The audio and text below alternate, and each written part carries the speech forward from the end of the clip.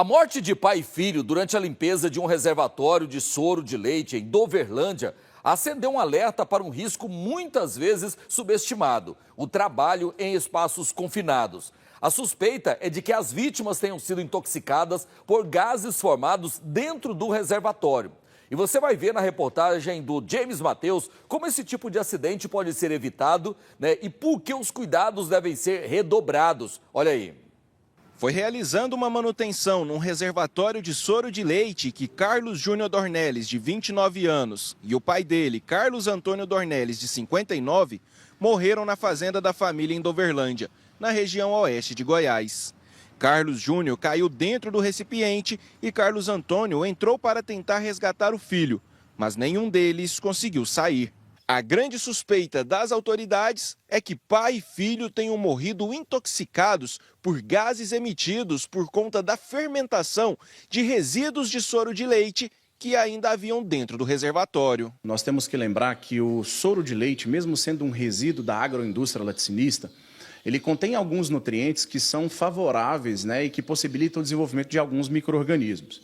Esse soro sendo armazenado em local onde é propício para a fermentação, que vai favorecer a temperatura, é possível que esses micro-organismos, durante o processo de fermentação, libere algumas substâncias ácidas, nesse caso, o ácido sulfírico, que é um gás tóxico, a liberação dele é tóxico, porque ele impede ou ele expulsa a presença do oxigênio de dentro das nossas vias respiratórias e, claro, também do ambiente. É claro que o IML vai definir com o laudo dele, da perícia, o que realmente causou o óbito.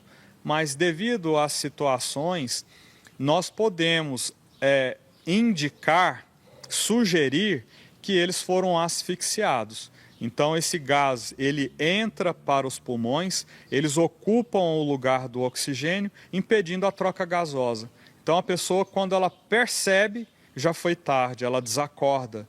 E desacordando, sem oxigênio circulando, a pessoa vem a óbito. As vítimas eram parentes da pequena Maria Fernanda, a bebê de 2 anos que foi encontrada morta após 48 horas desaparecida na fazenda onde morava com os pais, também em Doverlândia. As duas fazendas fazem divisa. Carlos Júnior era casado com a irmã do pai de Maria Fernanda, ou seja, era tio de 1º grau da menina. Já Carlos Antônio era tio de consideração da garota.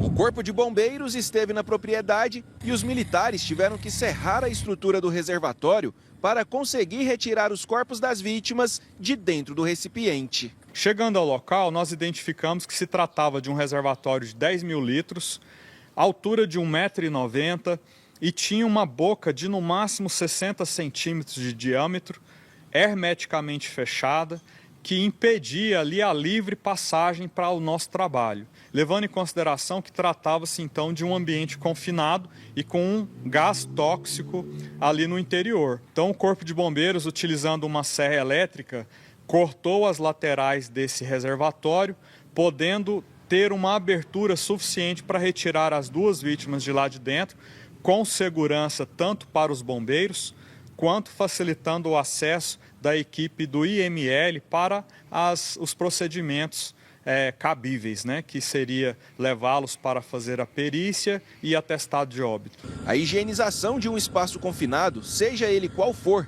precisa seguir as orientações da norma regulamentadora e, principalmente, do uso de equipamentos de segurança. O trabalho em espaços confinados deve ser feito de forma responsável e de forma preventiva. Os gases emitidos pelas reações químicas dos produtos de limpeza ali dentro, ou pela fermentação biológica de algo que já esteja ali naquele ambiente, pode provocar tontura, um desequilíbrio ou até a falta de sentidos de quem está lá dentro trabalhando.